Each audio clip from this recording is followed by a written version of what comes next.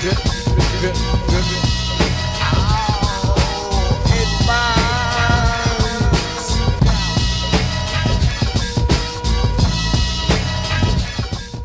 design of the universe is for you to interact with other people and then to be triggered by them. That's catalyst. Catalyst is negative experience. And so the law of one encourages you to be as social as possible. They don't want you to hang out with the same people in the same town with the same job for your whole life. If that's the way that you're living your life, you're probably not going to get that enlightened. You're probably not going to have a whole lot of growth. The more people you can interact with, the more you can get yourself out there, even if it's just online. And again, they talk about this principle of the mirror so much, that others represent the mirror. Others mirror you back to yourself. The whole freaking thing that's going on in the world right now, to me, has a lot to do with Barack Obama and the fact that he has a black parent and a white parent. Honest to God, I really do believe this. He is seeing racism because of things like 45 going after him publicly, and he's projected that out into the world. He believed that we were still in the Jim Crow era, and the mainstream media pushed this on us, but we're really not. As I said before, I chilled with black guys from Harlem. I smoked cannabis with them, 420, blunts, White Owl, Philly blunt. I learned raps, okay? I learned KRS-One, Guru, De La Soul, EPMD. Good morning, this is the Bozack. Time to wake up the nuts. We'll hit the shower so I can wash the butt. Damn, last night was crazy. Life I had a blast. It was abs for days, nuts out of full tank of gas. God reaching, word beat, 10 cent pussy kicking louder than my Alpine Benzie. I did it all, okay? I did that stuff. And I enjoyed hanging out with those people. I've never been a racist. I don't even understand this. Okay, so like, it's not real. It's an illusory reality, and other selves are the catalyst to piercing the veil. So look what's happening with other selves right now. There are two lines of reality in the world. There's two realities that you can believe in. And now I'm giving you a virginal third mind that's different than the two realities that you get to choose from. In one reality, you are believing everything that they tell you. And you can't understand why things are so crazy, and you can't understand. And look at what's happening. Those people who want to live in that denial are being battered. They are being battered by experience. They are being battered by information. They are being battered by consciousness. And they are seeing all of these things come in to their reality, whether they like it or not. Now, a lot of times, those of us in the truth community say, we don't understand why people can't conceptualize such simple things. This is simple information. It's so easy to understand. Why can't you understand something that's so easy? Please try to have more compassion for these people who are suffering and understand that it has nothing to do with the simplicity cognitively of the concept. The concept is very simple. Very evil people are running the planet and want to kill you, okay? And they're trying to do that, and they're aggressively pursuing this goal right now. That's a very simple thing if you were just looking at it like a mathematics problem. Yeah, okay, evil world, they're trying to control everybody, they want to kill everybody. Let's just hypothetically postulate a reality where that's what it is. It's not difficult to think of the idea that the world could be like this. Cognitively, you could have a thought experiment. Anyone could theoretically be a philosopher and say, well, I don't believe this, and it makes me scared, and it makes me feel unsafe. But hypothetically, theoretically, maybe, perhaps, just in case, what if this is so freaking effed that we are like really in the crap here? What if it's real? It's not about whether it's easy to see it or not. And it's not about whether it's easy to understand. The process of understanding requires a maturation that the galactic logos wants you to have. Your maturation is the awakening that you are in a hero's journey, that there is a huge villain, and you better get off your ass and fight him before he kills you. That's the tipping point. That's what's so hard to understand. The alchemy of the galaxy, the alchemy of Jesus Christ, is that you will become like him. John 14:12. As I do these things, so shall you do them, and greater things. Cognitive abilities, psychic abilities, telepathy, seeing the future, all of these things are rolled in with that concept. So when we're looking at the possibility of liberating ourselves from the suffering that so many people have, it ultimately comes with the understanding that you cannot die. You cannot die. You are not threatened by anything. You have nothing to worry about. And this whole entire world, as traditional as it seems to be, is actually a reality construct. That's the awakening. That's why people have a hard time seeing something that, oh, it's so simple. Why can't they see it? It's such an easy thing to understand. No, it's a paradigm shift. It's coming to realize that everything you ever thought was true in your life is a freaking lie. You were lied to about every single thing. There are satanic communities where everybody's in on it. It's the YMCA, it's the bank, it's the schools, it's the colleges.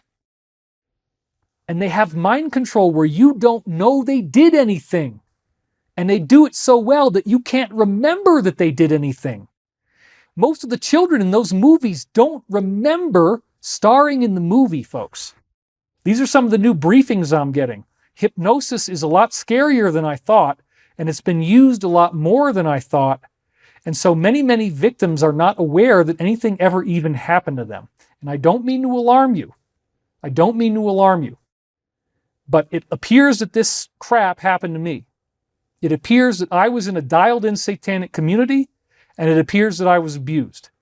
And that's one of the main things I've had to deal with over the last few months, is the torture that I was put through. The things that I was forced to witness, the Draco's eating human beings.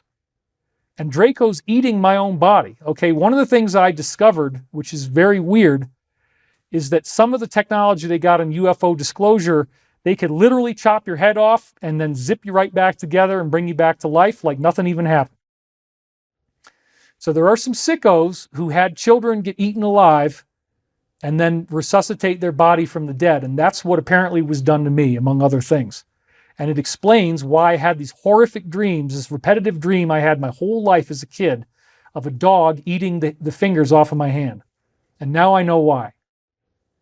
All right? I have a personal stake in getting rid of these things because they abused me. And I am not happy about it. And if you think this is fake and you want to laugh at me, and you think that I'm making up abuse memories and that this shit didn't really happen to me, I'm sorry if you can't believe that there could be a reality where this is happening, but I've been getting new briefings, folks.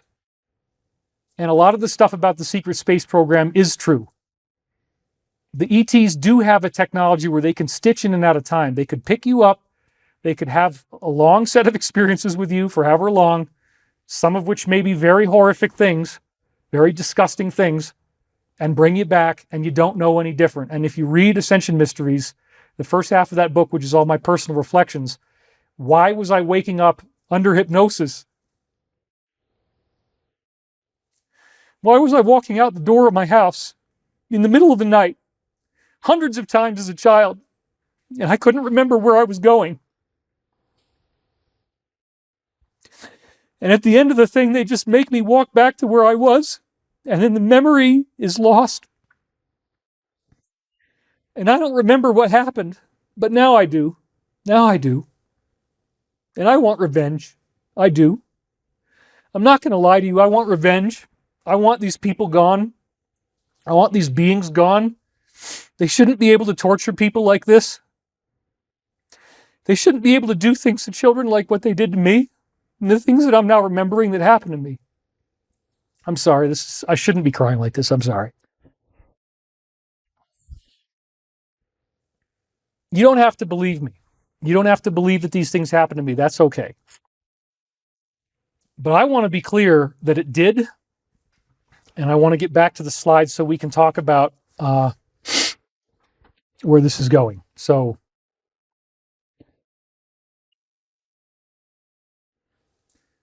this is a really, really big one, okay? This is the one that also, again, explains why did I have to, drop out on you guys for a little while?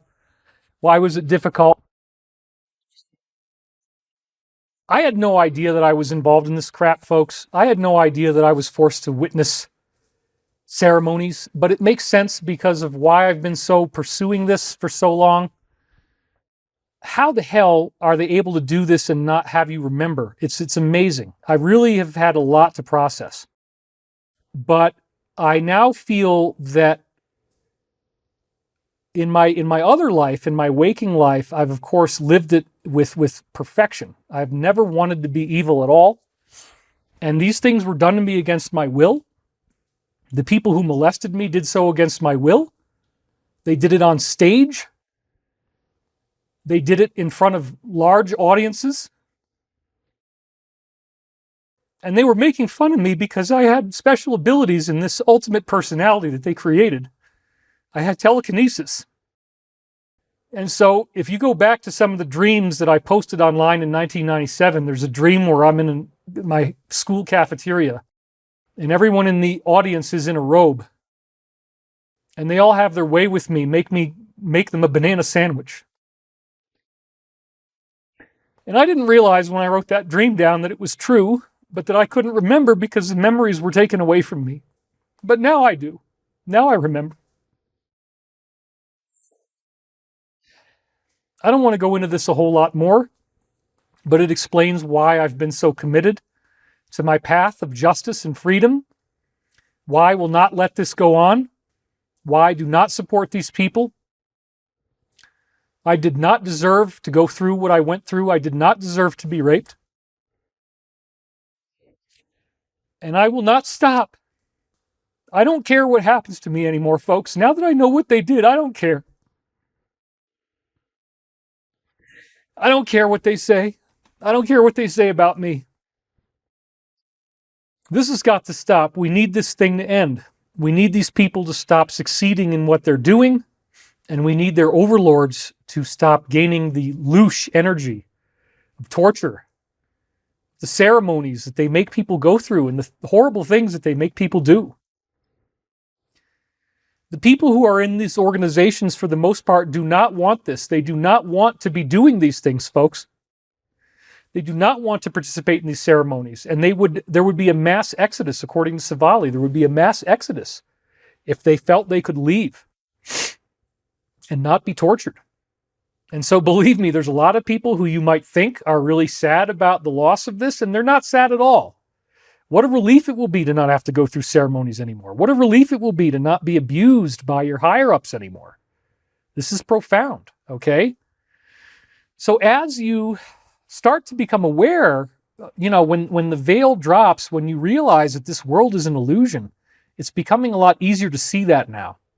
They've made it obvious. They're not hiding their agenda, okay? And I have been staunchly opposed to this the entire time. Nobody should have to go through the things that I seem to be remembering having happened to me. Nobody should ever have to go through this crap. So, as you go farther and farther down your path, and people are saying, oh my God, I'm crying, let it out, we will love you. My heart center aches, my goodness, such pure evil. Yeah, I mean, okay. I'm not going to keep crying, but I had a time loop in 1997 that made me be aware that I was ritually abused. And it explains why I've always read this stuff and why when I saw these descriptions that I would feel such vivid things. I don't want you to feel sorry for me. I don't feel bad about the fact that this happened to me per se, but I absolutely do not want to ever go through this again. And I will not go through this again. And under no circumstances will I permit this to happen to me again.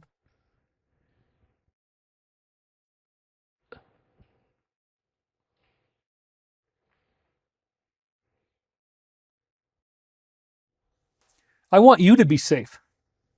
I'm doing this for you. If I get killed, it's okay. I mean, I don't want them to, and I doubt that Michael would let them, but now that I found out what happened to me and how they messed me up and why I've had personality disorders my whole life, why I've had a hard time on many different levels, and why I've felt this like I'm burning alive. Well, if you have trauma in your subconscious and you can't remember what it was, if they don't allow you to remember what happened to you, and this happens in the course of traumatic memories anyway. I mean, if something bad happens to you, you're going to dissociate it into some corner of your mind, okay? It's not a bad thing that I'm crying right now, and it's not a bad thing that I'm sad, and it's not a bad thing ultimately that these things happen to me either, because I now know that I will fight to the last breath I have to keep you safe, to keep this planet safe, so that you don't have to go through what I went through, because in the future they want to do this to a lot more people, not just folks like me who were smart and they did some strange thing with us, okay? This is a big subject, and the time loop really helped me to see something that was very important. So I needed to step away. You can't heal and be creative at the same time. You can't be fighting this war and get better and become an adept. You see, you need the silence. And so that's why, getting back to the slide, that I had to free myself from the thoughts, constraints, opinions, and bonds of other people, which unfortunately includes you guys in the audience, and I am sorry. But when you start finding out that people made you into a banana sandwich, and you start remembering those things, you got to take some time off. It was much, much bigger than the divorce. So don't think that the divorce is why I was so silent. The divorce was only the catalyst that triggered these memories. Once the memories came, I had to sit with them. I had to process them. I had to say, did this actually really happen to me? Is it even possible that this might be true? And I still don't really know. The verdict is out, but I've spoken with my therapist about it, and she has told me that the drawings and the writings and the dreams and all the things that I have strongly suggest repressed memory. Well, that's what happens when you're smart. If you're a gifted child like I was, they may actually pull you into something and never, ever, ever tell you what the hell was going on. Okay? It's very sad. So I had to pull myself away. I had to be quiet for a while, but I think I'm mostly through it now because I've come to an acceptance. And if I had to go through all these things on some parallel reality to make me into the warrior that I am today, then I accept. As horrific as those things were, as disgusting as those things were, they made me into who I am, and they will never change who I am. And I cannot be defeated because I am immortal, because I have consciousness. The simple fact that I have consciousness leads to immortality, and that immortality means that I am not jeopardized. There's nothing I have to worry about. And no matter what these people did to me or to my body, doesn't matter. I survived. I'm alive. And now I get to do something good with my life. Now I get to do something positive with my life. So they talk about this concept of freedom, and they say that it's going to piss people off. So look at this. This freedom is seen by those not free as what you would call evil or black. The magic is recognized, but the nature often is not. Woo! Now that's one of the ones that can really, really make people uncomfortable. Wait a minute. It's a lot simpler than you think. What it means is that if you pull away from other people because you need to heal, and they say that's spiritually acceptable, right? Pulling away is acceptable. I mean, if you have a family and children, I don't recommend walking off on them. That's ridiculous. I'm not saying that, oh, well, I need to be an adept now, so I got to ditch my kids. Now you're into something called honor/duty in the law of one, which means that if you have children, you're responsible for them until they're 18 at least. So that's something you can't get around. You can't just ditch out on your kids and become an adept, all right? So don't think that you can, because you will not make it. If you have children, then your adepthood is in the context of being their parent, That's a very, very important point. So when you're free, when you have this freedom, you don't care what other people think. And then they can't believe how this could be possible. How is it possible that you could defy me and defy my will and defy my authority? That's what happened. Well, you're evil, you're evil, you're evil. No, I'm actually evolving and I'm in a higher consciousness. And so this is what's happening on planet Earth with the cabal. We, the voice of the public, or vox populi, to use the Latin term, we are not racists. We are not all wanting to change our gender. We are not all wanting to change our sexual orientation. It's fine if you're homosexual. That's fine. It's fine if you identify as something other than your birth gender. That's fine.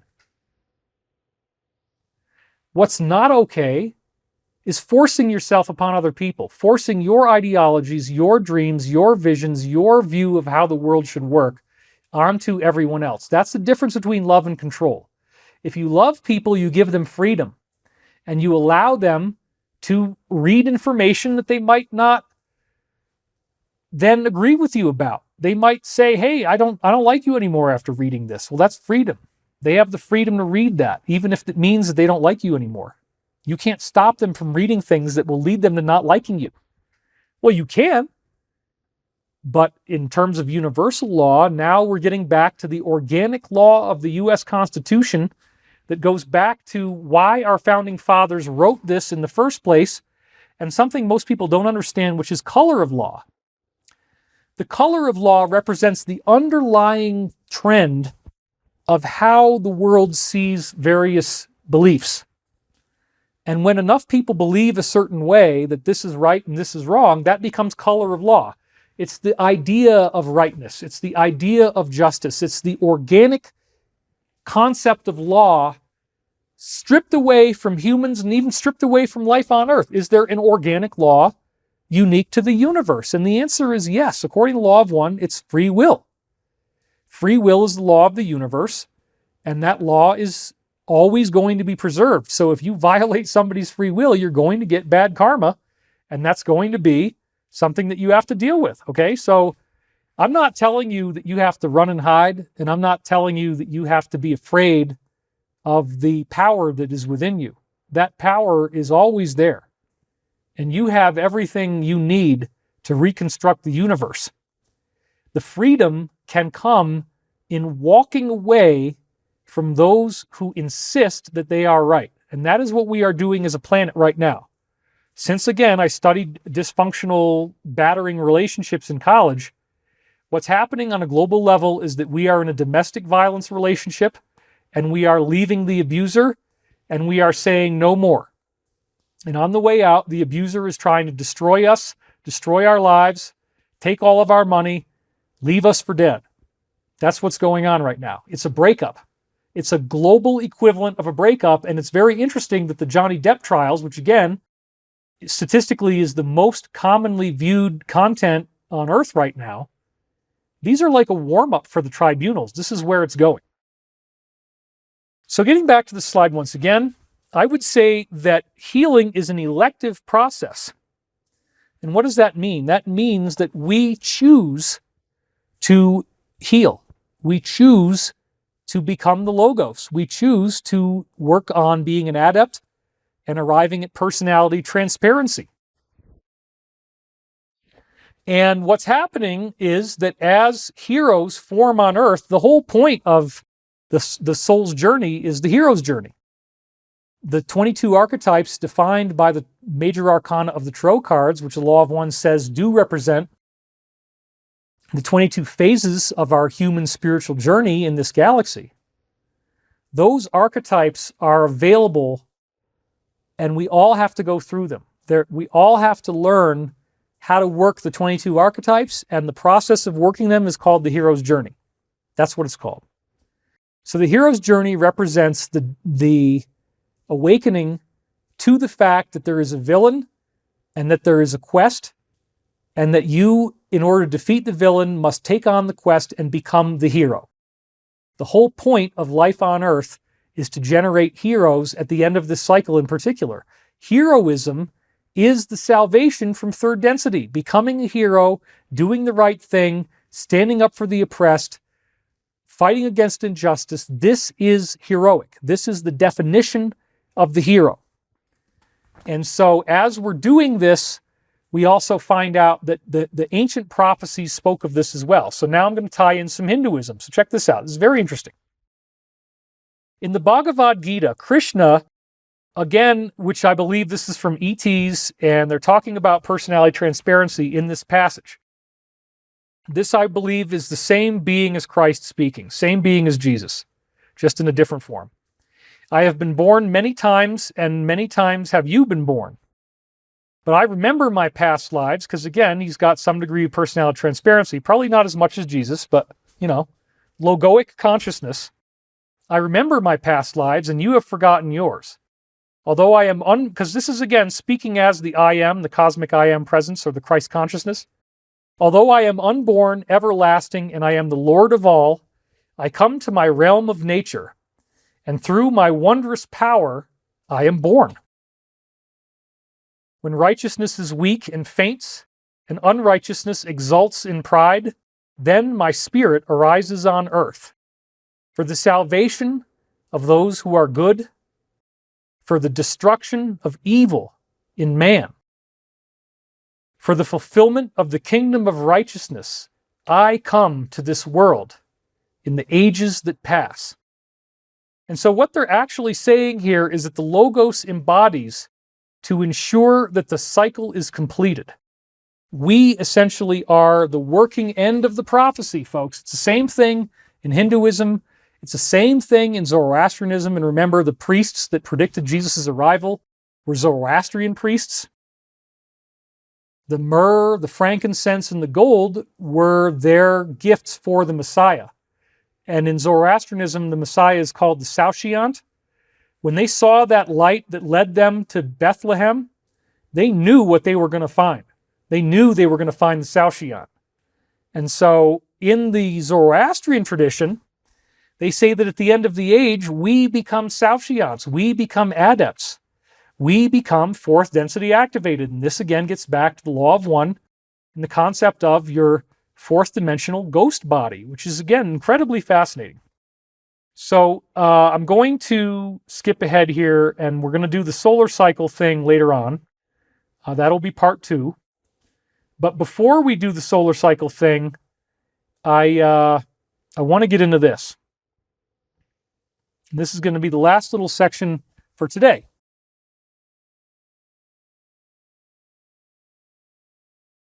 I've said this before,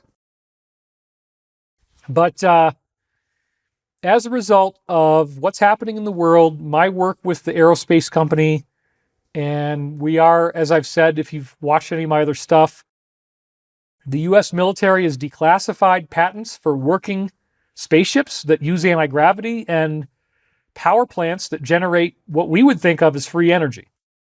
This has already been disclosed. And I have a company that I've put together which intends to build those patents. And that's where all my money went. So this is why, again, I have to do a paid product this year, because I need more income, because I took all my income and I put it towards our mutual future where we all get to live better than the billionaires are living right now. That's what I want for everyone. And we get there in part by building our way out, using the technology that these higher beings gave us, UFO crashes, putting all that stuff together, and using it to heal the biosphere and heal the planet. Now, for many years, ever since I was age 2, I had these dreams of a man who looked like Obi-Wan Kenobi after I saw Star Wars, and he was always there for me. I call him the old man. I would meet with him in UFOs. These dreams involved spaceships, and he seemed to be very powerful. And he told me I was going to have a very important role on the planet in the future. And he basically gave me a whole bunch of teachings that prepared me for what's going on right now.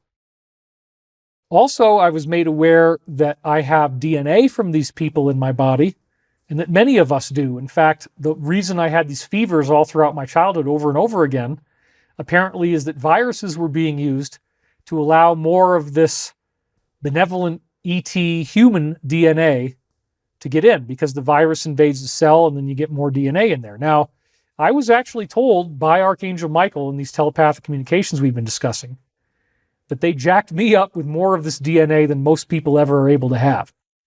I wouldn't be surprised because of the IQ that I have, which is obviously high, and the predilection that I have towards spirituality and the telepathy, the abilities that I've demonstrated. These are all signs that my DNA has been souped up, and I think a lot of us have had this. In 1981, the Law of One said there was 65 million wanderers on Earth. But what I didn't really understand was how all of this ties back in with the so-called Valiant Thor information.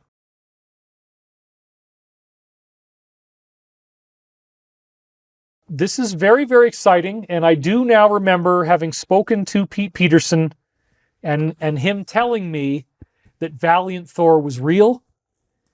We just never really made a big deal out of it. Now, I was always looking for Venus because Venus is the planet that in the Law of One they say they originated from.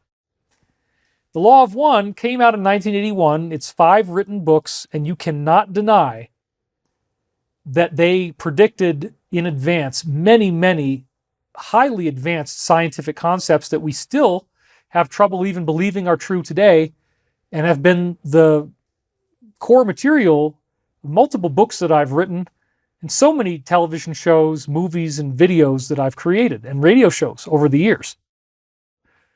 Now, all of this Law of One material, again, was derived telepathically, and we never really understood where the source was, except that they said they came from Venus. Dr. Pete Peterson has always been one of my top insiders, and I would ask him, what do you guys know about Venus? What did you get on the inside about Venus?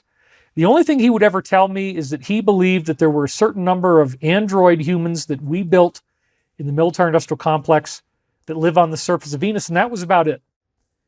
It wasn't until this very strange event has taken place where insiders like those on the team that I'm working with in our aerospace company are now being told that they can say everything. You have to understand, the CEO of my aerospace company has hardly ever told me anything about what he went through, even though it's very similar to Pete Peterson. Well, all of a sudden, there's been some kind of policy change, and you put that in capital letters. Policy change is a really big deal. The policy change is that now we can say everything. Now we can disclose everything.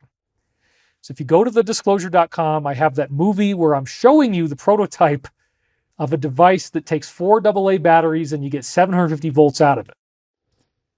If you want to see free energy working, go to thedisclosure.com, watch the movie, you will see it.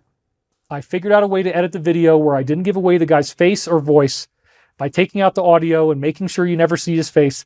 I was able to get this information out there. We are going to have technology that will eliminate our need for fossil fuel, will eliminate our need to pay for energy. And it's happening a lot sooner than we think. And that's what my company is working on. And that's why I'm so motivated to do this. And again, the people on the inside are now being told that they can fully disclose not just some of the information they know, but all of the information they know. So one of the things that we're going to have to find out is that everything that was taking place in space is ridiculously evil. If you got pulled into space, if you were part of the secret space program, almost guaranteed you had to go through ceremonies. Almost guaranteed. And I'm sorry to say this, and it's a bummer, but it's true. Okay, this is some of the stuff I'm learning. They have the technology where they can chop your head off and they can put you back together so they could torture you and kill you and bring you back to life. And it's still the same horror that you went through, as if you had actually died. And now you have that trauma. And now you have strange traumatic memories and you don't know why. Okay? But there's a positive side to all this. This had to be allowed to happen. These negative people had to be allowed to invade and create this control system because it's all part of the grand illusion that we awaken out of, the grand dance of consciousness that makes us souls. So, Pete, what's going on with Venus? What's going on with Venus? And he would never give me anything. Well, now that we're getting full disclosure, all of a sudden, even though Pete never told me this except in passing, now Valiant Thor has become a really, really big deal. Because the biggest piece of information that I did not have until now is that these beings were appearing as humans. And they came to Earth, and one of them, who called himself Valiant, and Thor is like a last name that they all have the same last name. Valiant came in 1957 and apparently lived as a human being in the Pentagon for 3 years. And as I started to connect the dots and realize that the Valiant Thor phenomenon is the same as Archangel Michael, is the same as the Law of One, is the people that have been contacting me, is the 1950s human ETs that contacted people in America, contacted people in Italy, now everything starts to make sense. Everything starts to make sense. Now, if you want to know about Valiant Thor, there is a book you can find called Stranger at the Pentagon, and this captures the narrative. This is the book, and again, you don't have to pay for it. It is available online for free. I mean, I would recommend paying the artist, but you don't have to. It's a pretty short book. Now, believe it or not, as crazy as this may seem, this guy who you're seeing here, as well as the two people that are sitting next to him, they are apparently not regular humans. They projected into human form, but if you saw them in their native form, they would be orbs of light who live inside the planet Venus. This is the new briefing that I received, and it sounds crazy, but it makes a lot of sense. And so many people get angry and arrogant when it comes to UFOs, right? And so you look at this and, I don't like him. I don't trust him. That can't be an extraterrestrial. And look at the guy next to him. He looks like just an ordinary dude, right? Well, as it turns out, apparently this is the guy. Apparently this is Valiant Thor, and he did show up in a very normal-looking human body. And so if you look at the left there, let me move my microphone here. Sorry for a second. I just bumped it. If you look at the left there, it appears that ET humans might look somewhat like Christina Applegate. Okay, that's pretty cool. I certainly don't have a problem with that. And the guy in the middle, it's interesting. They don't look anything different. Here's another photograph from the day that they apparently arrived, and she's smiling. You know, everything looks pretty normal here. Now, a lot of people might not believe this, and I might not have either, except that this is stuff that I now got in briefings telling me, no, this is really true. So the line that I heard and the line that's in the book, The Stranger at the Pentagon, is that he arrived in 1957 in a flying saucer, so-called Bell craft. And they also use this term Bell craft in the Law of One. Now, typically, when we think of a bell today, we probably think of a church bell. It's kind of long, right? That's not really the bell that they meant you to be thinking about. The visual on the bell in the Law of One is apparently misunderstood because the bell that they wanted you to see is actually this, folks. That looks a lot more familiar in terms of UFOs and designs that people have been very familiar with.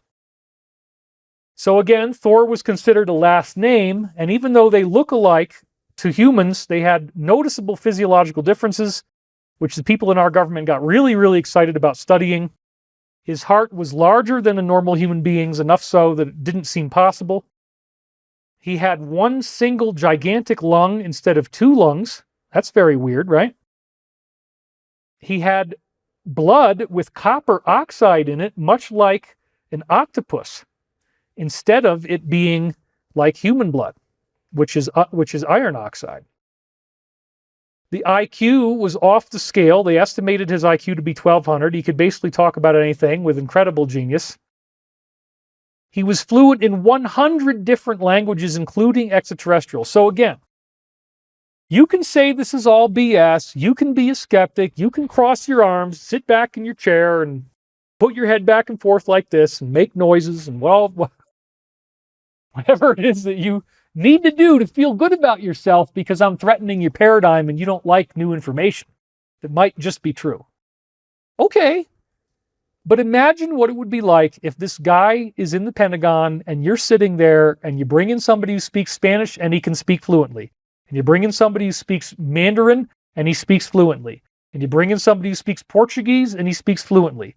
And you bring in somebody who speaks Mongolian and he speaks with them fluently. And it doesn't matter what accent it is, what language it is, all over the world.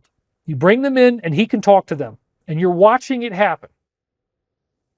And then you test his body and you x-ray his body and you look at him under the scanner and it's like, whoa, he's only got one lung. He's got this weird heart. He's got copper oxide blood. He's got incredible IQ. This is incredible. Imagine what these guys, and apparently he told them that he had a 490-year lifespan, but he looked again like a normal human being, 6 feet and 185 pounds. I really did not ascribe significance to the Valiant Thor thing before, but now that I did, it started to make me realize, if he spent 3 years in the Pentagon and Howard Hughes had just written this 5-inch binder called The Plan, which was his outline of how to defeat the deep state, wouldn't it make sense that Archangel Michael / Valiant Thor would create the plan that we're now seeing come to fruition, and created the plan with the knowingness of what they as angels could do on the other side of the veil to make sure that the plan is fulfilled. Part of their plan seemed to be generating the law of one, and part of their plan seemed to be getting me involved so that I would be able to show you all these things and how they connect, importantly at the right time, so that you have greater faith in what's going on here. So now that we've gotten all this Valiant Thor stuff, it very much seems to tie into the law of one, which grew out of the human ET contactee data from the 1950s. We'll talk about this in the next show on more depth, in which, again, in the law of one, telepathic verbal information was generated with remarkable accuracy, and there were many attempts made before Valiant approached the U.S. in 1957. Now, I'm going to jump ahead one more time. Just let me do this for a second while I get to the place I wanted to go. Okay. Good enough. So, the 1950s ET contacts, I'm not really going to go into a whole lot of detail about that now because we're already, again, really pretty far. We're past the 2-hour mark. So somebody said Valiant Thor is on Venus now and wants nothing to do with humans. That is not true. Valiant Thor is very, very interested in our survival, and that's what they're working on, and they will never stop. So the law of one was a big, big part of this. And again, it's been my main source of spiritual wisdom since 96. And then it led to my own contact in 96 November. So 11 months later, approximately, I began having a telepathic interaction with a source that said it was Archangel Michael. It used analogies of the flaming sword. And of course, I've now seen a few different references where he uses the word valiant. So in the time loop from 1997, it's become clear now that Valiant Thor, Law of One, it's all interconnected. Very, very clear. So as I said, there's this amazing new prophetic book that I hope you're all going to get, the Michael Prophecies.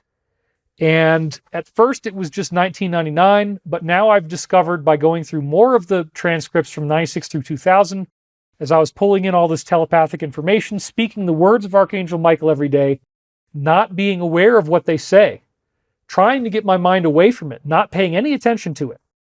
And if you do it right, then you start getting future prophecies. What I really didn't understand is that all of the transcripts, 96 through 2000, are loaded with references to COVID, to vaccines, to you name it. I mean, it's amazing. All of the connections of the stuff that's happening now, Joe Biden, Kamala Harris, the war in Afghanistan, the fact that they dropped the ball on that and that all the weapons were seized, all of these amazing different things that have been going on are all linked up in the book, and I put red line, I highlight the text in red when those things happen. So this is again really the core quote that I think is the most significant out of all the Michael prophecies, where they say that we are going to have a coup over the military-industrial complex, and most importantly, its stranglehold over the UFO cover-up. So I've already published the October through December 1999 prophecies in the previous YouTube videos that I've done here. And the remainder of 1999 is being converted into at least 2 volumes now, because I have 487 single-space pages, but there's no commentary there. The team reviewed the manuscript and they said that the passages are too puzzling and I need interpretations. So then I was looking for an introduction to the book, which I've now found. I knew that at one point Archangel Michael did kind of introduce himself. This one is not in the version that I gave the Alliance. I found it in 1997, and I added it in at the beginning. But in the course of looking for it, I stumbled into a new time loop. This was in early April. So April is when my life really started to get very strange, with the memories of traumatic abuse, with telekinesis. All these strange things were happening. Okay? They began happening far more often. And what actually triggered all this, believe it or not, was Donald John Trump getting a hole-in-one at 187 yards. People don't even want to believe this. They're mad at him. They don't like it. They're like, well, how in the world? It's not even possible. 187 yards, you swing at a ball that's like this big, and it falls into the hole? Come on. Come on. But then look at what we see here. Ernie Els, who is a golf pro, was wearing his contact lenses when Trump made the hole-in-one, and he said he saw it clearly. Well, guess what? This was the result of a psychic working with all the golf pros, including Ernie Els, who were there with Trump that day. And Archangel Michael says, as I've said before, that Trump lenses other people's work into a work product. That is what he's really, really great at. And it's obviously taken this Great Awakening thing to a whole new level. That underlying ability is phenomenal. And so I didn't actually like him in the beginning, frankly, and he has earned my full respect, appreciation, honor, loyalty, and support, because I'm doing the same thing. It would be easy for me to do one more launch, take your money, run away from you, live in this house, in this beautiful place, and never have to worry about money and never have to take a risk and just live alone and do nothing. Okay? I could do that. I could have enough money that I could do nothing. But instead, I took my money and I invested in hover cars and power plants and garbage technology. And I'm going to continue earning because I want to be out there. I don't want to run away. But in the course of this adept process and getting into the monastery, which is what the time loop calls this house, they've definitely said they wanted me in a monastery. They wanted me at 8,600 feet. They wanted me on the mountaintop, the pyramid type of house, because, the log cabin home has no metal, so you get the pyramid power. The same thing that happens if you stay in the Great Pyramid is what's happening in this house, especially because I'm up in the mountains. Same thing that happens to the Tibetans that are meditating in the Himalayas at 8,000, 9,000 foot altitude. You meditate on empty awareness. The self is creator, okay? So I'm having all these things going on. I start having this time loop in 1997, which includes the memory that I was abused. And I'm okay with it now. I mean, it didn't happen to me at all in my normal life. And if they do this amnesia thing, it's like a parallel lifetime. And I'll go into that on a different show. But anyway, getting back to the executive function, I said, look, there is no way. I'm sorry, Don, or Mr. President. There's no way that you could have pulled this off without supernatural help. It's just not, it doesn't ring right. And yet, how did it get in the hole? How did it happen? Well, the answer is telekinesis. And so apparently, we all know there's been multiple attempts on his life, and they're not going to work, because whether we can control it or not is another story. So executive function means that you will be protected from assassination if you are out there on the front lines as a hero, doing something to help humanity get through this horrible problem that we're in, which has led to this tipping point of peak global crisis, which everybody is so afraid of right now. Okay? That's where we're at. So when this happened to 45, I said, whoa. He is starting to develop abilities that he probably didn't have before. And this is very interesting and very curious. And then, simultaneously, all these very, very interesting and at times incredibly disturbing telekinetic events started to happen to me. So I know you might not want to believe me, but during early April, it started to happen 2 or 3 times a day. Now, I'm not saying that it's like a physical glass is moving across. It's not that kind of stuff. One of the things that's weird and annoying about this is that it's always threshold. It's like, well, yeah, it moved, But, did I do that? Was it intentional? Did it happen on purpose? I don't know. Things are moving, yeah, but it's not like it's floating in the air. It's not, it's small stuff. It's like one of the ones recently was I looked at a log. I was packing up logs for the fire because we had a snowstorm here a week ago. And I had packed up all the logs onto the cart that I'm going to wheel it into the house with. And I said, maybe I should pick up that one last piece of wood. I want to pick up that one last piece of wood, put it on top.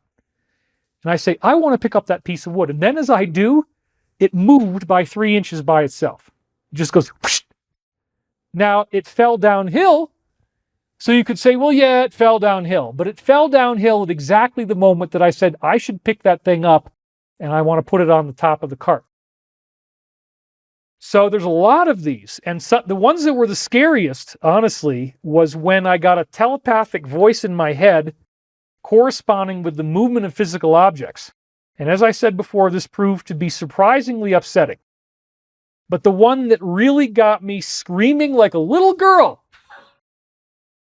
I am not kidding, folks, freaking crying, was that I downloaded a free PDF copy of Stranger at the Pentagon, which I found on archive.org. Okay, it's there, Stranger at the Pentagon PDF. Just type that in, you'll find it. Well, I was reading the book again, and I know from what the briefings are, this is the most accurate book about the Valiant Thor story that's available. Okay, there's a lot of them that are out there that are really dubious, so just be careful. If it says Valiant Thor, it doesn't mean it's real. There's a lot more detail to the Valiant Thor story than what you're going to get in Stranger at the Pentagon, and I intend to get more briefings on it. I want to learn a lot more about this, because I really know very little, but I will tell you that telekinesis and elements appear to be very interconnected. Wind, water are the two elements that seem to be the most related to telekinetic effects. Earth appears to be more about how you draw the telekinesis out of the earth, and I'm going to talk about this in the Ascension philosophy. I'm going to go in way more detail on the telekinesis exercises that Michael has been giving me telepathically.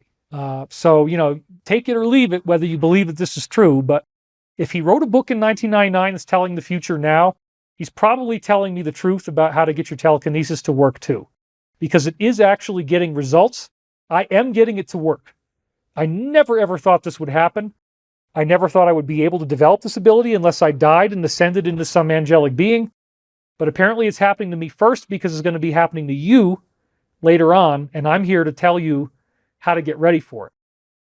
So this was a very, very strange one where I was in the tub, because another part of the thing is a telekinesis bathtub. So the telekinesis bath is one of the things that Archangel Michael has been making me do. I have to take a bath. I cannot take a shower. I am forbidden to take a regular shower. I am supposed to bathe, and I'm supposed to bathe every day, but only in a bathtub. And then another one of the really funny things is that you have to pee in the bathtub. He wants your DNA in the water. So I have been using scented oils. There's a perfume company out there that has some really wonderful stuff. I recommend, I'm not going to say what it is. I recommend, let's just say, okay, well, this one is generic enough. Even if you just do sandalwood and eucalyptus, those to me seem to be two of the most activating, because a lot of these compounds that smell really good have what are called sesquiterpenes, which are smell compounds that actually awaken your pineal gland. So sandalwood definitely, Palo Santo definitely, eucalyptus definitely. There's other ones that you can find. I would say just try it out and see what bath oils work for you. But the peeing part apparently is important because it's getting your DNA outside your body into a medium that touches your skin, which gets into this whole inside-out thing where you have to turn yourself inside out and become the universe. So apparently peeing in the bathtub is a good way to get you there. I don't know. I'm just following my instructions. I've noticed that there's an incredible amount of grief purging that goes on in the bathtub. Almost every time I take a bath, I'm releasing pain and sadness.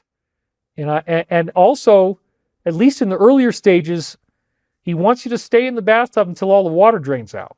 So you gotta pull the frickin' thing and then sit in there, wait for the tub to drain out. It's a pain in the ass. But another big thing is that I've been healing my joints. And so when you're in the tub, if you have any issues with your joints where there's stiffness and pain, I've been doing Rolfing very extensively, and it's all about finding the part of the range of motion that doesn't want to move. And then you fix that range of motion by actually working it. So it's similar to like physical therapy. And it turns out that I had enormous atrophy in my right leg.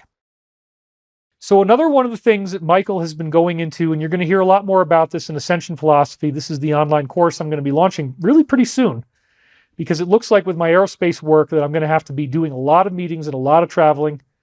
And so this is probably one of the last times I'm going to be able to do Sunday teachings week after week without being interrupted. And it might even get to the point where I'm going to have to fly during the week and then come back to do the show. I don't know. But I'm going to try to get this thing knocked out really soon in the next few weeks, 6-week course. So you wouldn't think that telekinesis would be so intricate, but here's another thing. Michael has told me now that you cannot have telekinesis work until the bindings in your muscle fibers are alleviated. And so it turns out that I had a very, very intense amount of scar tissue in my right leg that made my foot want to stick out to the side like this instead of going forward, that caused pain in certain parts of the range of motion. And it caused me to always want to stand in a funny way where I put my foot off to the side and walk in a funny way that people said was like a duck. How do you get your toes to turn inward? Well, it turns out that the whole entire interior area of my legs was all dead. The muscles weren't getting blood flow. And when they don't get blood flow, they can't heal and they can't grow and they can't contract. So most of the muscle in my leg wasn't even working. And it turns out that this was apparently intentional. Michael is telling me now that I came in with such DNA upgrades, and a lot of you listening to this probably have had these too. You'll never know it because they do this all at night. And again, the positive beings don't torture you. This is more like a German paperclip kind of thing that I got sucked into as a result of living next door to General Electric, who was running Disney World and had a contract to make all the animatronic machines down there, by the way. And they were building them all in Schenectady right across the street from my house. We're going to get into a lot more of that later. Why I think they're using animatronics and hypnosis together, and how they might torture people with animatronics, and the people don't even realize that what they're seeing is not real, but prepares them for something later on that is real. You got to think about sick people and how they might do this kind of stuff. So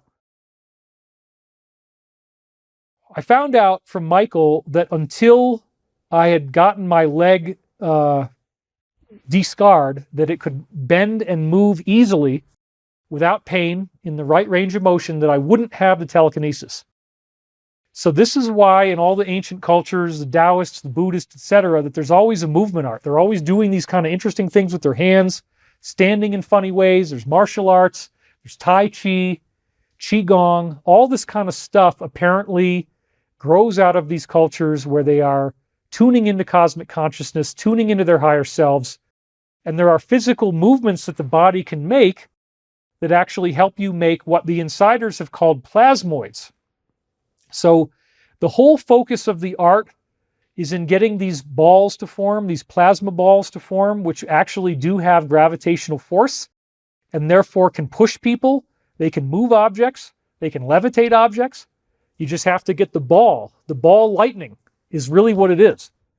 And they will form from your intent, but you have to be able to throw the energy, and you have to have your muscle fibers unencumbered, which means if you have any muscle knots, you got to get rid of them, or else this isn't going to work. So that means yoga, that means martial arts, that means Tai Chi, Qigong, whatever it is. Get your body all worked out so that you can stretch easily and comfortably with no pain. And so I've been working on this for years. And now that I'm just about done and I'm into like the very, very last part of my psoas muscle in my hip and the hip adductor a little bit, but that's really it. It's the psoas and the adductor, and there's a little bit of atrophy in them, but it's almost gone. I have definitely noticed that as I get these knots out of my muscles, that the telekinesis is going way up. And they're telling me you cannot get this to work if you don't do this. So you really do need to stretch out your body. So there's a good argument for yoga. Now, another part of the thing, as I was saying, is the elements. Telekinesis, as I've found out, is very involved in elements. The element that Michael prefers to use the most to get large telekinesis to happen is wind. I have had an incredible number of very, very strange wind synchronicities going on, where, for example, the wind will come in and hit just one window, but not the other windows, and it pounds the one window right at the moment that it needed to pound it to make me go, oh, wow! Or it'll pound the ceiling or pound the door. There was one case when I was outside and I was having a very interesting set of thoughts, and the wind blew the door open and this huge freaking noise. And another very, very strange Michaelism was that I got a chainsaw, steel 151, model 151, which is a small one, because you don't want the big one. And I got the pants and I got the helmet and all that. And I was saying, okay, the first thing I want to do is chop down these 3 trees with my chainsaw. That night, there was this outrageous windstorm. This was earlier in the year, and I go out the next day, and 2 of the 3 trees have been broken in half by the wind. After I said I want to cut those 3 trees down. And by breaking in half, it made it a lot safer. So wind is clearly one of the things that is the most powerful, and we'll see that in a second, but then also water. So this was the one that really, really frickin' blew my doors off. Okay, because it had already been happening over and over again. And another one is the Archangel Michael light. I have this particular light switch that is intermittent. Sometimes it's on, sometimes it's off. And somebody says his name is Val, not Valiant. Well, it's Valiant. He does say that his name is Valiant. If you go actually read the book, he calls himself Val or Valiant. Okay, either one. So here I am in the bathtub, which I'm supposed to be in every day. I'm doing my thing. I got the pineal gland oils. But there's a little bit of water on my finger, so I left a little bit of water on the touchpad, and I just touched it. I touch it, I sit back, and on its own, let's go back to the slide. It literally was the most outrageous.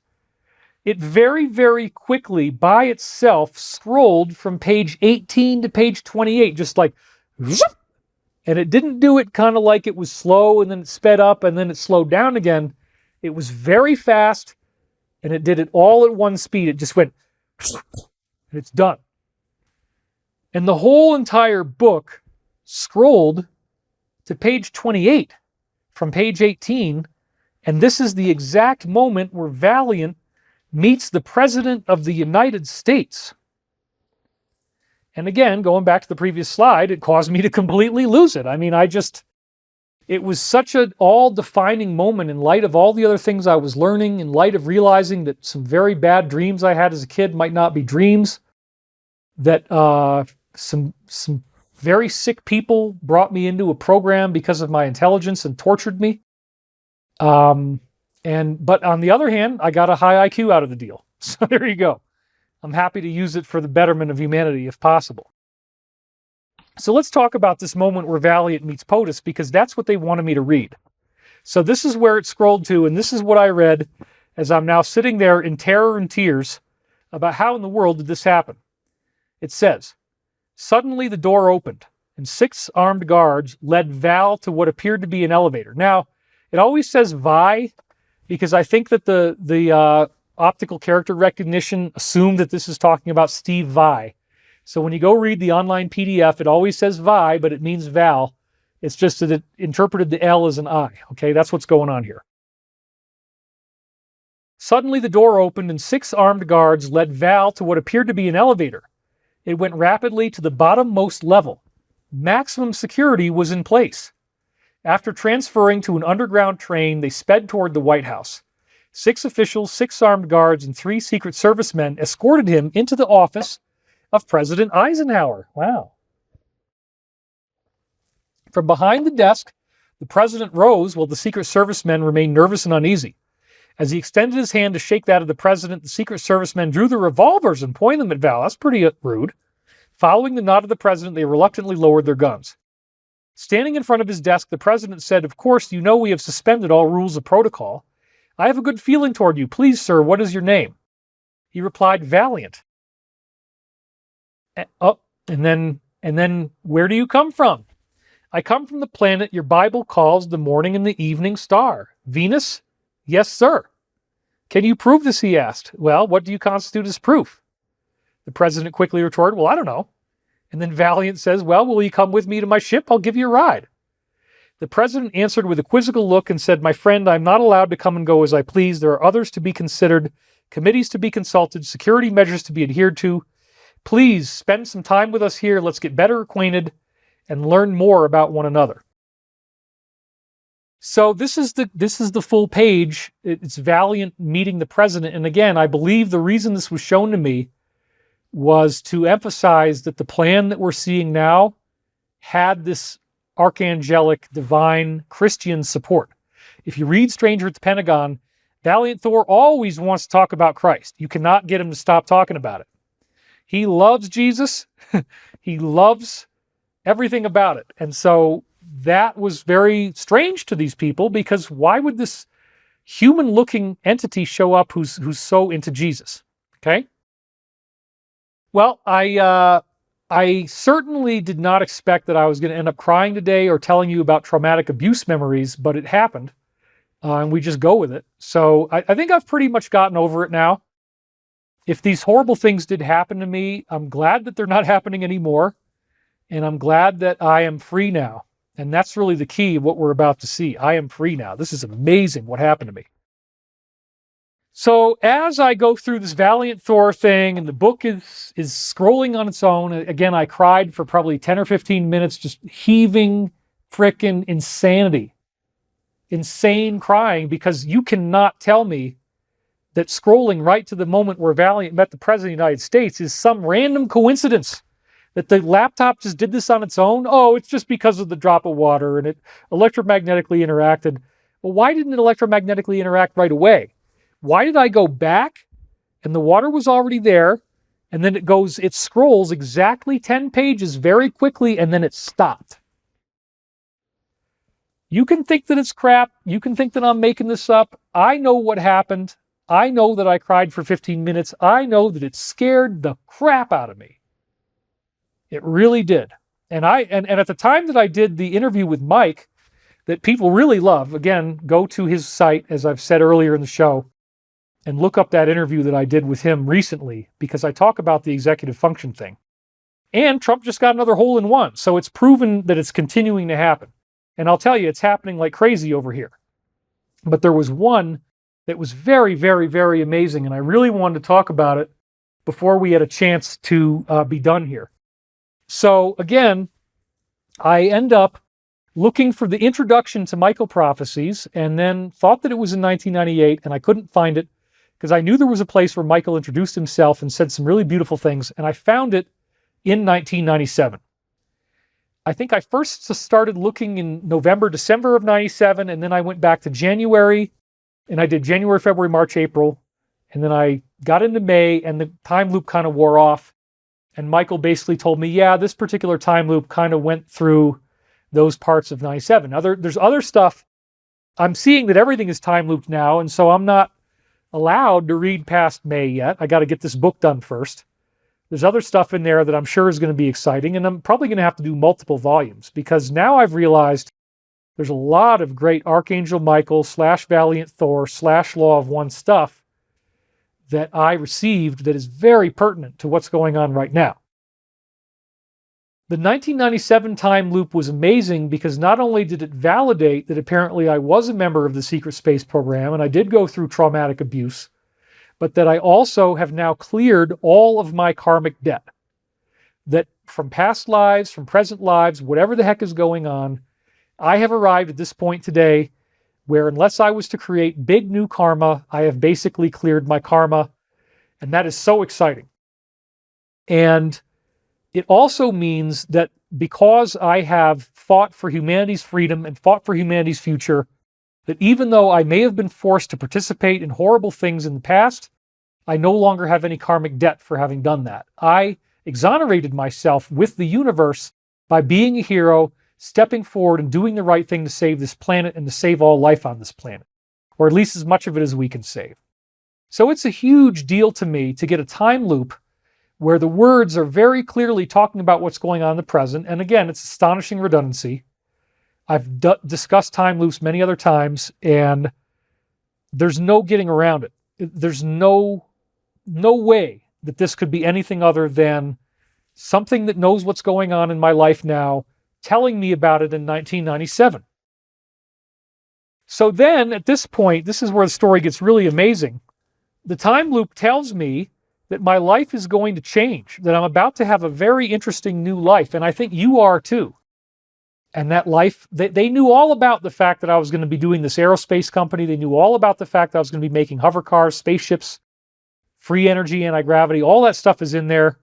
And in the time loop, they say that the way that our world will change and how fast it will change is much more than we could have imagined. So it's a very, very exciting timeline for our future.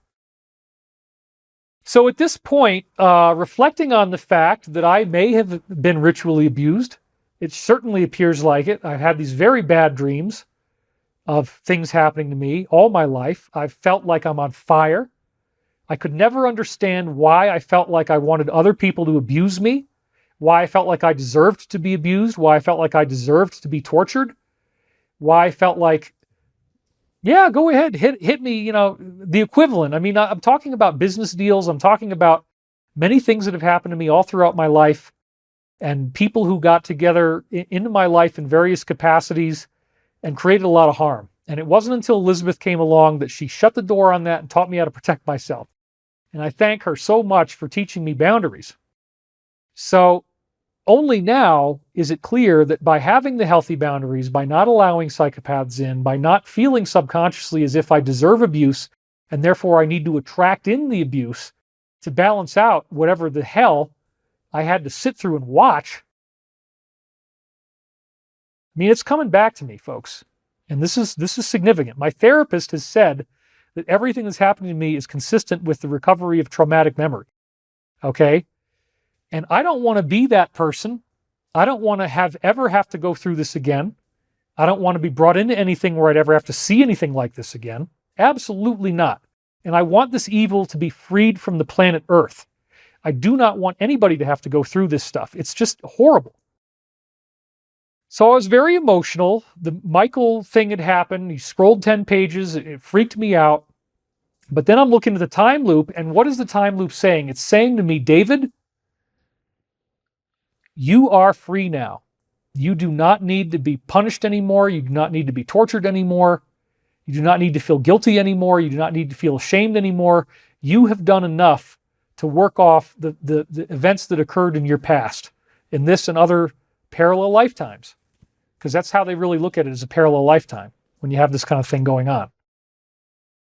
So I became very emotional because my whole life I felt as if I'm bad. I've done something wrong, and I feel like I'm on fire. And until the world is fixed, I cannot feel good. Until I can fix the world, I cannot rest. I cannot look at myself in the mirror and feel good about myself at all. I must fight. I must get this thing solved. And I must get rid of these parasites that have infested our solar system. And they're real. Okay, so all of this led up to me going into the mountains and making this prayer based upon everything that Michael had been telling me. That I have discharged my karma and that I don't need to be experiencing suffering, pain. I mean, we all are. We're all experiencing horrible, horrible things right now in the world, and apparently this is not going to last much longer. It's not just my karma that's being cleared, folks. It's Earth's karma. It's whether we need to have these jerks continue to misrepresent us and lie to us and steal our money and leave us for dead or actually kill us. Okay? That's coming to an end. And so I go out into the mountains and I'm now aware that, okay, an authenticated, time-looped 1997 divine source is telling me that I am free and clear. I am karmically free and clear, and I am going to claim that. I am not going to let this go. So I go out into the mountains, and as I'm making this prayer that confirms that I have gotten through the worst of my karma, that I won't need to have any type of extreme negativity in my life again. The wind surges up into this incredible 75-mile-an-hour fury. I mean, it was so intense that I literally had to sit down on the wind, put my arms out and sit down on it, because it was pushing against me so hard that I was afraid I would fall if I didn't lean back against the wind. Okay? Now, as this is going on, and let's go back here, the prayer concluded with, and I'll say it in the hero voice, because this is the way that I did it. Okay, this is the way that it actually happened. Because what I'm about to tell you is the most phenomenal thing that's ever happened to me in my entire life, and it was telekinesis, big telekinesis. Okay, so I'm just going to set that up so you can wait for this. By decree of Archangel Michael, I am free now. That's the way I did it, okay? It was something equivalent to that. By decree of Archangel Michael, I am free now. Now, even as I said this sentence, folks, right as I'm saying this sentence, the wind got even more outrageous, okay? And I knew that this 1997 time loop meant that by being a hero, by fighting for freedom, I've cleared this karma, whatever the hell happened to me before, whatever liability karmically might have been, even though I was forced, none of this was my choice, okay? I cleared it. I say, by decree of Archangel Michael, I am free now. And at the exact moment that I said, I am free now, the entire flow of 75-mile-an-hour wind came to a complete and sudden stop. It was like, it's so intense that I'm leaning back and going, oh my God, I am free now. Wham! It just stopped. I mean, all the wind stopped. There's no noise. I don't hear wind. I'm not feeling it. I can stand up. It all stopped. And I'm telling you, the violence of the wind leading up to this moment was so intense for minutes and minutes and minutes. And right at the exact second that I said, I am free now, it stopped dead. This is not the end of the story, folks. As I suddenly realized what happened, and the gravity, literally the gravity that would be involved in making something like this happen, causing a 75-mile-an-hour wind to stop dead, that's a lot more pounds of pressure per square inch than it takes to levitate a human body. A human body, in my case, let's say 180 pounds, levitating that, versus stopping a 75-mile-an-hour wind dead in its tracks so that there's absolutely no sound at all, that's more than 180 pounds. That's a lot more than it would take to make me levitate. And in the time loop, Michael is saying that we all have much more powerful abilities than we realize, and it's our fourth dimensional self that's choosing not to let us use it yet. But in order to be able to use it, you have to do things like, get your muscles worked out, decalcify your pineal gland. We'll talk about all that in Ascension Philosophy coming up. So again, the point was that after the wind stopped and I'm standing there going, oh my God, I can't believe this just happened. It was the purest, the cleanest, the most beautiful moment of God consciousness, the knowingness. It's going to happen again. I'm sorry. I don't want to cry again, but it was so beautiful. It was so amazing. It was so life-altering. I prayed, and I got the answer. And it means that I'm okay. And it means that I'm free. And it means that you are free. And these people are leaving. This was an event that happened to me for the planet. It didn't happen just for me. It happened for the planet. It's a prophetic vision of where we are. So as I have this thing happen, and I realize the wind has just stopped, the next thing that happens is this energy comes up from my feet. It comes up from the bottom of my feet. It goes up to the top of my head. And it was like the equivalent of what they call in Hinduism Shaktipat. And this is where you go to a guru and he or she puts their hands near you, or sometimes they don't even need to be that close, but they hit you with something and you go into this blissful consciousness. And I had it myself. If you read my latest book, Awakening the Dream, when the shaman was on stage in my senior year of college, she was from Siberia, and she was throwing her voice off the back of the room. And I closed my eyes and tried to meditate with her, and all of a sudden I couldn't breathe. And I'm gasping for breath, but I can't breathe. And then my mind got thrown into this weird domain where I had access to all information. And any question that I asked, I got the answer. And I was seeing something that looked like a galaxy, but more like a three-dimensional spiral. If you see galaxies kind of going like this. Well, that energy was alive and it was conscious and it loved me and it loved my life and what I was doing. And I got 3 questions answered immediately. And then I came back and all of a sudden I could breathe. And as I inhaled like this, she's standing on the edge of the stage going, it was the scariest thing, folks. I mean, up until that point in my life, she's looking right at me and she did this. And I was like, oh my God, she did this. That was a Shaktipat. It was a bad one because you couldn't breathe and you felt like you were dying, but she got me into that realm of death, okay, for just a little bit. And so in this case, there was no lack of breathing. It was just ecstasy. So the ecstasy happened in a very interesting way because it also had a sound. It's hard to explain what this actually was. I'm going to try. I mean, there is a verbalization. So let me just give you the verbalization. It was as if, okay. It was as if I was an egg of liquid. Like my soul was this egg.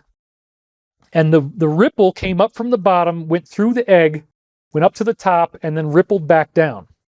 I could feel the egg. It was as if it was the surface of my skin. It was as if it was me. I felt the entire egg. I felt the energy moving up through the egg, but more importantly was that the energy movement was total ecstatic energy, total bliss. Orgasmic times 1,000. Orgasm doesn't begin to cover what this was like. It was much better. And it was so pure. It was the knowledge that I am not alone and that the Creator exists, and He just stopped the wind for me. It was so incredible. And so the sound, as the ripple went through, it went boom. That's the sound that I heard. I felt it more than heard it, but the boom. I guess that's the best way to describe what it sounded like. So this was very intense. The Shaktipat experience no longer made me afraid of telekinesis. Since this wind stopped and I got the bow thing, I have continued to have telekinesis. It stopped for a little while. I was going through a very stressful phase a couple weeks ago, just dealing with a lot of administrative things, and our company, we've had people lying to us. We were trying to get money. We're very, very. We really. It's kind of amazing that we're going to be able to buy the facility because we've had to delay the transaction so many times.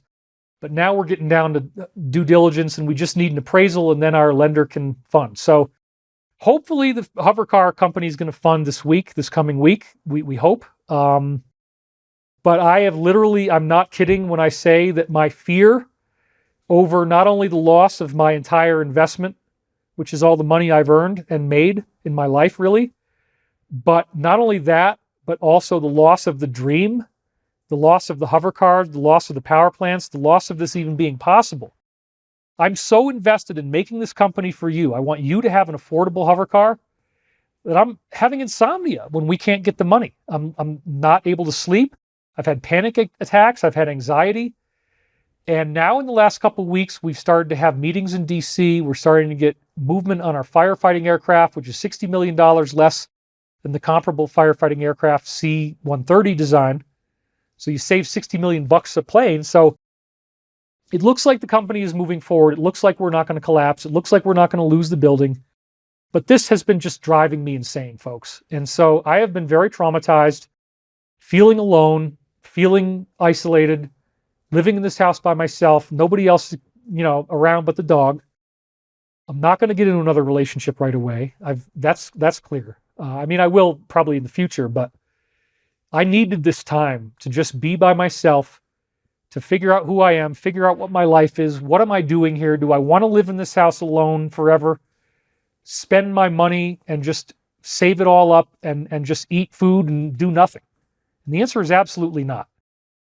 So when Archangel Michael stopped the wind, I will never be the same person. And you can again deny that this happened. You can tell me that I'm full of it, that I'm lying to you, that I'm trying to make this up for money or whatever. That's not true. I haven't done anything to make money this year so far.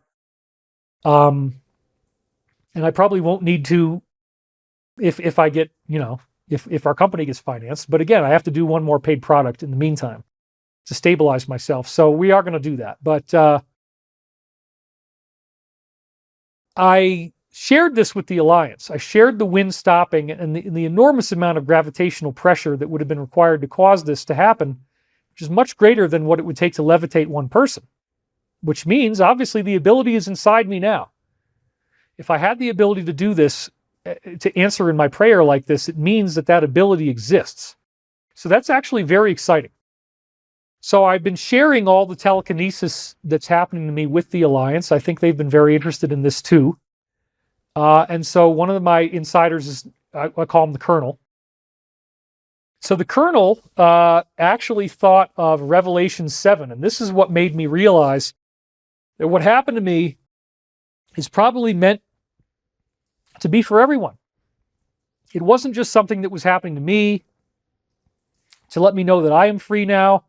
I don't have any residual karma. I don't have to feel like I need to be tortured or that I have this sense that I'm a bad person inside or something. I've figured out why all that happened. And I have fought my ass off for the good and to try to make this planet better. Okay? So the Colonel says, whoa, David, you just got something that's right out of Revelation 7 with all the wind stopping like that? Oh yeah, go back and take a look. So I did. Here's what it says. Okay? It's very interesting. I saw 4 angels, of course, Gabriel, Raphael, Ariel, and Michael. Michael is Michael, right? So Archangel Michael is one of the 4 angels. So first of all, he actually did an event by stopping the wind that refers to a passage in the Bible where he is one of the 4 archangels that actually stops the wind. Interesting. I saw 4 angels standing at the 4 corners of the earth, one of which is Michael, holding the 4 winds of the earth, that the wind should not blow on the earth, on the sea, or on any tree. And holding is interpreted as holding back the winds. So wow. Okay, so this makes it a prophetic event, right? Let's read the rest of this passage, okay? And after these things, I saw 4 angels standing on the 4 corners of the earth, holding the 4 winds of the earth back, that the wind should not blow on the earth. So this is some kind of biblical prophecy they gave me, folks. Nor on the sea, nor on any tree. And I saw another angel ascending from the east, having the seal of the living God. And he cried with a loud voice to the 4 angels, to whom it was given to hurt the earth and the sea, saying, hurt not the earth, neither the sea, nor the trees, until we have sealed the servants of our God in their foreheads.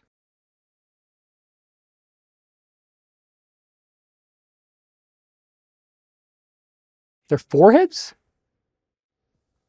Well, what happens with psychopaths? Psychopaths don't have MRI activity in the forehead.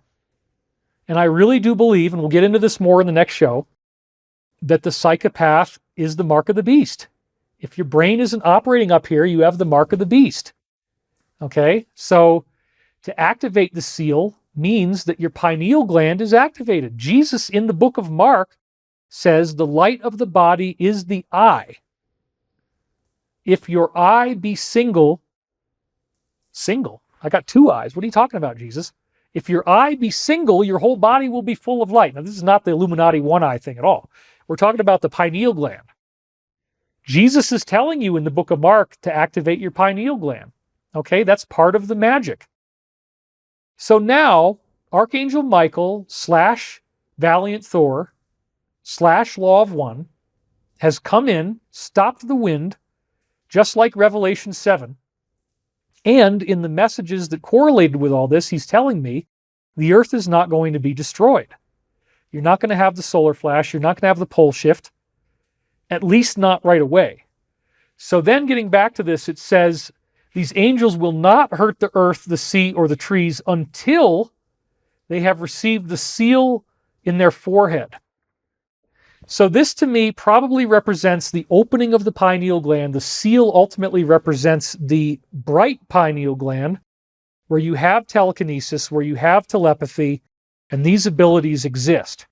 And so there is a line in the Law of One where it says something about a 100 to 700 year time frame before the possibility of a solar flash. So I've started, the last I was at, in the last videos I spoke before this time loop and before Michael stopped the wind, I was like, well, maybe the solar flash just is canceled. It's not going to happen at all because it looks like it happened on Proxima Centauri right on December 21st, 2012, the exact day that the Mayan calendar ended. Bam, we got the 2012 solar flash. So maybe it's not going to happen here. It probably is still going to happen, but it's going to take 100 to 700 years, and everybody's going to be getting executive function. Everybody's going to be getting telekinesis. Everybody's going to start becoming aware that you have this spiritual double that is trying to get your attention with synchronicity, with telepathy, moving things around on you, all that kind of stuff. So I'm having to go through this first to get ready for everybody else dealing with this. And again, they did tell me that these abilities of executive function will start happening much more often after the cabal has been arrested and exposed, which is going to take a while. When we get into the next class, and I'm going to talk about the solar cycles and how that's working, it's going to be a couple more years, but the bulk of it, I think, is going to be over before the end of this year. The bulk of the most kinetic stuff, which is why I doubt that we have to wait until November to see some really big stuff. Because again, France shows you're not going to solve this by voting, right? So I think that what's going to happen is that over the next 100 to 700 years, that this other aspect of ourselves will become awake. We will learn how to bilocate into it. We will learn how to use it to move objects. We will learn how to use it to make our bodies levitate. And once enough of us, or once all of us, have figured this out and we all have this going, then the sun does its thing, but nobody really cares because you're now able to live in the new body that you built over the last 100 to 700 years. And so that's where I think most likely that this is actually going, based on everything I'm getting from Michael in real time here. So he says that this solar flash won't happen until we're ready for it, where your 4D body is fully activated and it's useful. Therefore, it is an effortless transformation. And as I said, the repetition of the number 7 in this system is talking about your chakras. It's talking about all that stuff. So let me just cut down here a little bit more because I want to... Okay, let's do this. You gotta have a slideshow that you can adapt for the length of the show that you want to do. And I'm already more than I wanted to be in time. So what is it now? 3.5 hours, but then half an hour gone away. It's basically 3 hours minus the however long it took me to get back online. So we have an expectation that we're going to be getting a lot of advanced technology. This is very, very intrinsic to the whole concept of fourth density activation. And as I said, our top insiders are now being told mind-blowing things. In other words, people who I know as insiders have told me that they've been told very amazing things, and they haven't even told me what they are yet. I don't know what the very amazing things are, but I'm getting that the arrests are going to be amazing. The trial is going to be amazing. It's not going to be very long, and you're going to find out a whole lot of weird stuff almost immediately. So we're getting rapid movements toward full disclosure. They're now giving us the order to zero in on this. So let's finish Revelation 7 here. I heard the number of them who were sealed And it was 144,000, and here's the 12 tribes of Israel. So again, this is one of those things that is metaphorical, not really literal. So don't get hung up on the 12 lost tribes and all this stuff. This is all metaphorical. The book of Revelation was achieved in a dream state, and a lot of it is symbolic. So don't assume that if you're not one of these tribes that you're not going, or don't assume that there's only 144,000 people. This is all very, very much a symbolic message. I could go much more into that, but I'm not going to right now. After this I beheld, and lo, a great multitude, which no man could number, of all nations, kindreds, and people, and tongues. So the whole world is now standing before the throne and before the Lamb. This is Jesus, of course, the Logos, the galactic mind. They are now clothed in their white robes, and they have palms in their hands. And cried with a loud voice, saying, Salvation to our God, which sitteth upon the throne, and unto the Lamb. And all the angels stood round about the throne, about the elders, and the four beasts fell before the throne on their faces, and worshipped God, saying, Amen, blessing and glory and wisdom and thanksgiving, honor, power, and might be unto our God forever and ever. Amen. And one of the elders answered, saying unto me, What are these which are arrayed in white robes? And where did they come from? And I said unto him, Sir, you already know.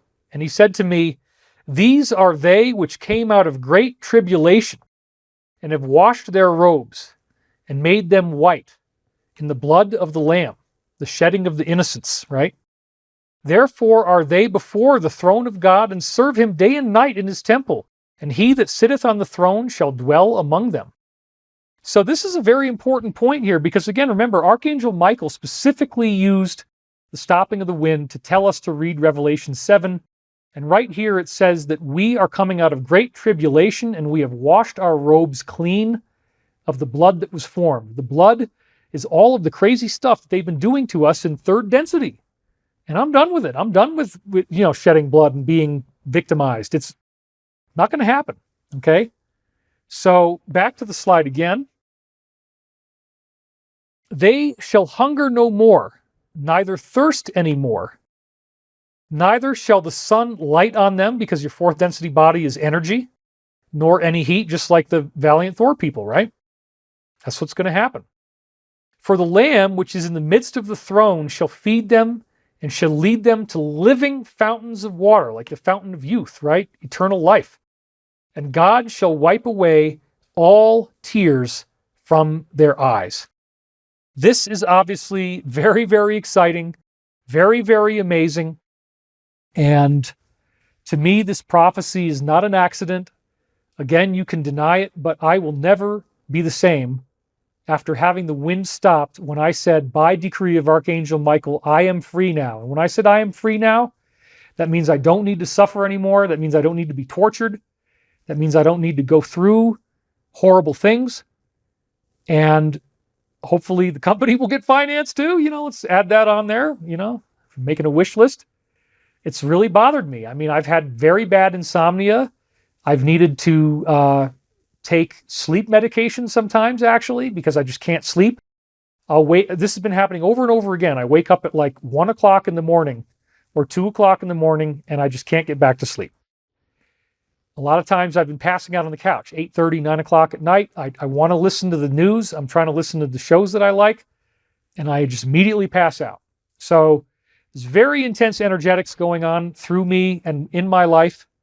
They want me up here alone in this house. I'm not actually unhappy anymore. I was unhappy for quite a while. I was very unhappy in January, February, March, and April. Okay? And I needed that time because I don't want unhappiness to project into my work. I wanted my work to be clean and clear. I want it to come from the highest possible level. And I wanted to come to you with positivity, not projecting anything, being very clear about what I'm seeing and where this is going. And then when you start getting the time loop and you start recovering traumatic memories and you're remembering those things as if they happened to you, you have to take time to process. Again, I think I'm pretty much done with it. I think I'm pretty much done with the processing. I've accepted that this may have happened to me, though I have no absolute memory or way of proving that it did. That may come in the future. I have been told that it will be made available to me that the memory block could be removed. I don't know if I want the memory block removed, because honestly, it may be that there's 30 or 40 different ceremonies I had to see. And I don't want to remember those. It would be nice if I could get preferential memories of some things and not others, but I don't know if it works that way. And I've also been hearing that there's probably very good records, and therefore whatever was done would be something that I could learn. Yeah, I don't really want to find out that I have another lifetime, sort of like a parallel lifetime that was dark. I just want to fight against it. I don't really need to know what happened. I don't really want to know it. I don't really think I need those memories unblocked. I just want to go into space now on much friendlier terms. Let's build the spaceships now. Let's get out there now. And they're telling us that this is going to move a lot faster than we thought. So I am very, very pleased now to say that we are at the end of the show. I'm going to go into the solar cycles in the next episode. I'm sorry I didn't have time to get into this today, but obviously this other stuff took precedence and I just go with the flow. Again, I'm sorry for the emotionality. These are, in my experience, real traumatic memories that I've had to process and release. Hence the bathtub has been very helpful. When you're in the bathtub, there's a lot of baptism type of stuff that happens. And baptism is a big deal. Okay, baptism really works. And I don't know why you got to urinate in the water, but that's just it's up to you whether you want to try that part or not, but they're telling me it's very much part of the protocol. So what do we got ahead in the coming weeks? Probably a blackout, probably big, crazy, weird stuff, probably scary stuff. It could get a lot worse. I don't know. I don't know if it's all going to roll up this week. I don't know if it's going to take weeks more. But when you see how desperate they are, when you go through that checklist that we had earlier in the show, in fact, let's just go back to that checklist again, because I have the ability to pop around, of course. And let's just think about this, because now that we're at the end, we start at the beginning once more. So again, we've got this crash that's going on, this crazy situation with crypto, with Netflix apparently coming up with housing soon enough. We've got this fuel supply, terrifying issue with Europe. It's literally death if this isn't solved like immediately. So this is a very big deal. The Twitter thing is important. The horses are incredibly important because, again, it could be as little as 7 days before somebody acts on this with criminal arrests, okay? It could be this week. The Roe thing came out, obviously distraction. What happened in New York last night, same thing, seems to be. Deutsche Bank is huge. The Fed thing is huge. And again, the overthrow of Xi Jinping. So all of this stuff really, really has everything to do with what's going on now and why we have to be so vigilant. So let me get back to just like Vigilant Thor or Valiant Thor, right? You got Vigilant too. Okay, so let's now go into our global peace meditation, if I can find the right button, because I don't want to keep talking and I've already been... Oh, Randy Cooper says, hurry, I have to clean my dishes. Okay. Well, we'll speed it up just for you, Randy. How about that? Okay, so don't freak out about all the stuff that I just put in the list. This is what happens when you're at the end of something that people don't really see what it is yet. If you have a revolution, that kind of thing, you don't really find out about it until it actually happens, unless you're very astute and you can see the signs coming. But a lot of times these things happen spontaneously, and for most people, they're a huge surprise as one administration suddenly turns into something else. Okay? It can often be a huge surprise. A lot of people are not seeing where this is going. You probably are, because you're studying the same kind of data that I am. And we can help activate that timeline that we want right now. So let's do that together. Are you ready? So I'd like you to begin by placing both feet flat on the floor. And just let yourself breathe deeply,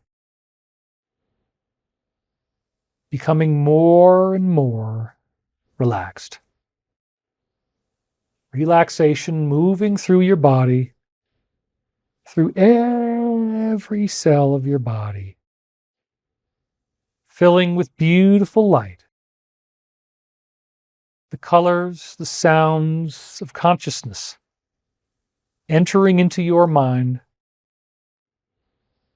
the fulfillment of the promise, the fullness of the actualization of what it is that you've always wanted to be, and the world that you have always wanted to live in. Now, everything is changing. We can invoke the virginal mind, step away from the staggering contradictions of what we are seeing now, and step into the faith and the trust and the peace of where this is going, where our planet is taking us. By decree of Archangel Michael, we are free now. This is his demand for the entirety of planet Earth. And he stopped the winds to underline the lesson. Do not be afraid of what you are seeing take place in the world today. It is not the end. It is merely the last vestiges of a dying world order that secured control through deception, theft, murder, lies, and betrayal. We no longer need this type of experience on Earth to mirror our collective karma back to ourselves. By decree of Archangel Michael, we are free now, and we are moving back into the purity that we once were, the purity that can redefine our existence as we learn to take our lessons and accept that the universe is love. It is a loving consciousness, and we are here to learn to love one another. And these epic villains are only there to trigger the Great Awakening. For where we go one, we go all. And so it is. And now I'd like you to breathe your way back into the room, wiggle your fingers, wiggle your toes. Come on back with me now. Thank you for participating in this meditation. Thank you for being here with me in this show. Sorry that I cried, but didn't seem like you guys were that upset about it. This is a very exciting week. I do want to pop in more. I'm going to be very much focused on getting that Archangel Michael book out to you and getting the Ascension Philosophy course outlined, written up, and launched. Maybe we can start the course really soon, maybe in a week or two. I got to give it a little bit of time before we actually start the show so that people can find out about it and that they have a chance to order it, but it's only going to be a few weeks. So Ascension Philosophy, I'm going to get way more into the executive function teachings that I've been given about the inversion of the mind's eye into the environment. More exercises, a lot more stuff is coming in that course. And again, Michael Prophecies, we're going to be releasing it on thedisclosure.com. I will have it available in an audiobook format. In fact, I even have a nice little lower third here if I can find it. No, it's gone. Okay, never mind. I had to reopen the thing. So anyway, that's all the time that we have for today. Don't be afraid in the next coming days, because I'm expecting very, very, very big things to be happening. The best thing I can advise you to do is to meditate, to breathe. Don't act like everything is so important. Just be good to yourself. Take some time off. Take a bath if you need to. Don't feel like you got to be so busy. Don't feel like you got to study all the news. Don't let your mind get all riled up. Sleep when you can. If you're having insomnia, sleep when you can. And keep on using the power of prayer, because that is the calling. The biggest thing that these angelic beings need is they need you to actually pray to them. Because the Law of One makes it very clear that unless you do, they cannot act. Therefore, the more of us who ask for help, the faster we're going to get through this.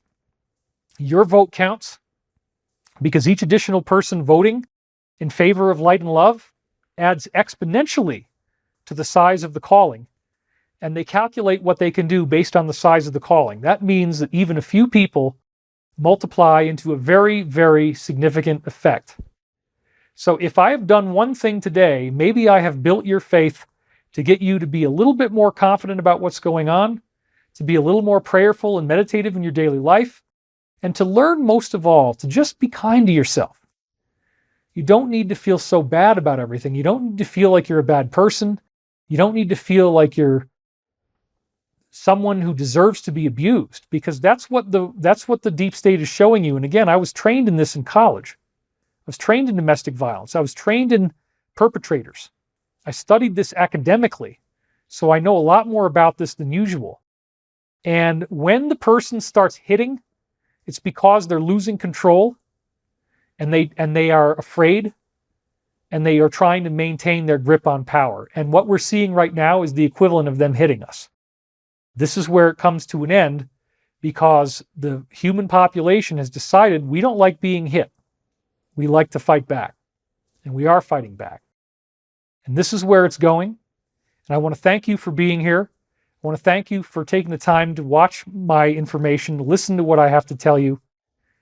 Even if you can't believe everything that I said is true, I think you will be greatly, greatly surprised by the quality and the depth of the Michael prophecies. So please, again, go to thedisclosure.com. I'm going to try to get the darn thing recorded as an audiobook this coming week, but first I got to get the interpretations written. And I was going to do it now, but then I said, wait a minute, things are so crazy, I've got to squeak out a video before I make the product. So hopefully I'll get this product done in the coming week. Hopefully I'll be back with you on a video very soon to launch the product, because product launch is going to be several videos. That's going to be a lot of fun. I've got tons of slides I haven't even gone through. We're going to talk about solar cycles. Many more things are coming up. Sorry that it ended up being, 3 hours plus once again. But this is David Wilcock. I love you. I'm not suicidal, okay? I'm having a great time. I've been through the bad stuff. I'm feeling great now. I'm enjoying being alone. I'm enjoying the meditation. I'm enjoying playing music. I'm enjoying doing this video. And I want to do more. I now feel a lot more comfortable about this. And I want to get on the camera, and I want to use this talent that I have to help you. So with that said, I'm David Wilcock, signing off. We will see you next time. Thank you for watching, and may the light and love of the One Infinite Creator be with you. Usually hit stop. At some point, you got to hit stop.